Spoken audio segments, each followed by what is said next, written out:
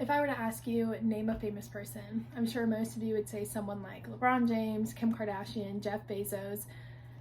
Some of you may go the more presidential or historical route, but I can almost guarantee that all of you would name someone that has had some sort of significance in the United States. And believe it or not, there are several people in other countries that have done such remarkable things that hardly get talked about here in the United States. And this brings me to my topic of Malala Yousafzai. She is the dazzling woman I believe deserves more credit. Malala deserves credit for the passion she had for a woman's right to education. She deserves credit for the struggles she endured in order to get those rights, and she deserves credit for the work that she puts in to this day to educate the public on her story.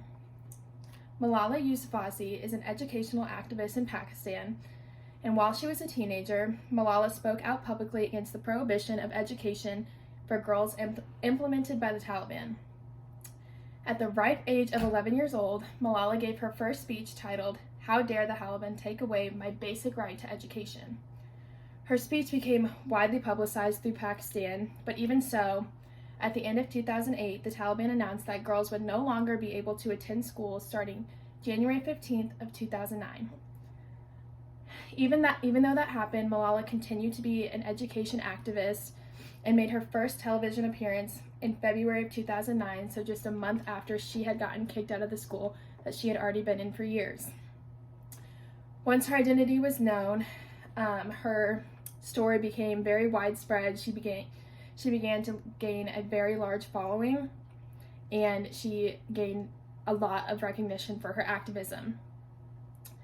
Eventually, due to her courageousness and her passion for women being allowed to go to school, restrictions were lessened and women were once again allowed to attend school. However, speaking out on the injustices women face in Pakistan was nearly unheard of, and because of this, Malala was not well liked by the Taliban. So on October 9th, 2012, Malala was shot in the head by a Taliban gunman on her way home from school on the bus.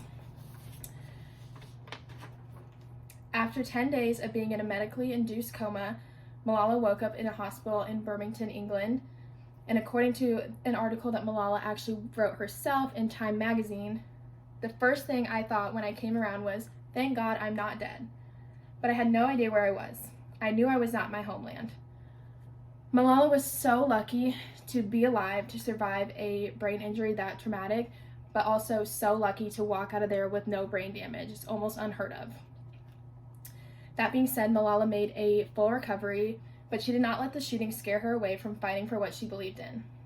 In July of 2013, she made her first public appearance after the shooting, in which she addressed an audience of 500 people at the United Nations in New York City. Just a year later, NPR reported on Malala being the youngest person ever to receive a Nobel Peace Prize at the age of 17.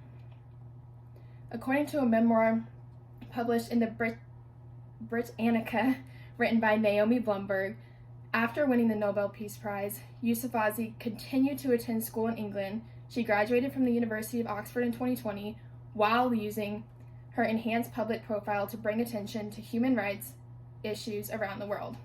Funny enough, whenever Malala got the notification that she won the Nobel Peace Prize, she was actually in a chemistry class while she was in college. Malala also wrote a book detailing her life, highlighting her central message that no matter what the obstacles are, whether they be economic, cultural, or social, everybody is entitled to a quality education because it is a basic human right. Additionally, according to Sophie Sweck of Town and Country, Malala has just released a short film called Stranger at the Gate, and it was played at the 2023 Oscars. Now talk about a well-rounded woman. So as I'm sure you have gathered, Malala is quite the remarkable woman, and you may have never heard of her until just now. Malala deserves credit for her courageousness and passion towards what she believed in, and she deserves more credit for the passion she had for women's rights to education, for the struggle she endured and pushed through to get those rights, and the work she still puts in to this day to educate the public on her story.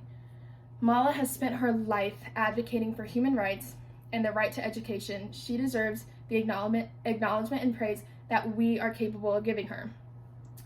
And although I know LeBron James is a very talented basketball player, and I know Jeff Bezos lets you order the textbook you need for your next class from your bed, it's time Malala got the credit she deserves. Thanks, and gig 'em.